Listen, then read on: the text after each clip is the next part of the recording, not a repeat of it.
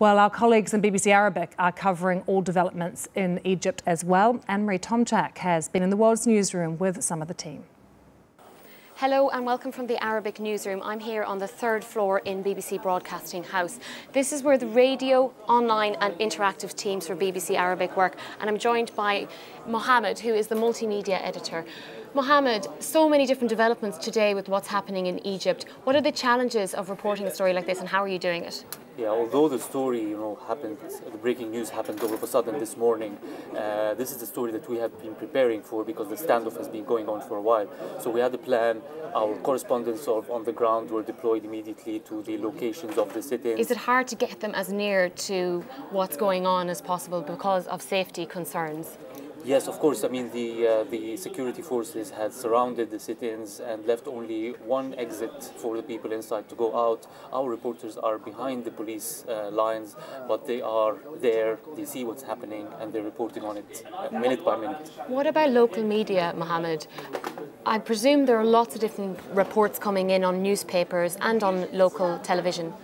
Yeah, the media scene in Egypt now is very polarized, and you're getting conflicting and varying accounts of what's happening in terms of the number of casualties and in terms of what's going on the ground and in terms of who's committing the acts of violence. So our job here is to look very carefully into these, reports on what each side is saying and trying to find out independent sources to verify this and to carry a complete and objective pictures of what is going on. Thanks, Mohammed. That's obviously a really big challenge, and I'm sure you will continue to give as fair and accurate a picture as possible. Now, I just want to show you where the television news team for Arabic work. This is the studio, and just behind me is the TV gallery where the directors and the editors work. And I'm joined by May, who is the social media producer for Arabic.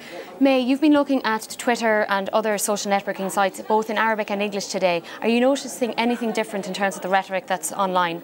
Yes, you definitely see that most of the tweets and posts on Facebook are people condemning the use of force on these sit-ins. Even those who are not supporters of Morsi are condemning the use of force.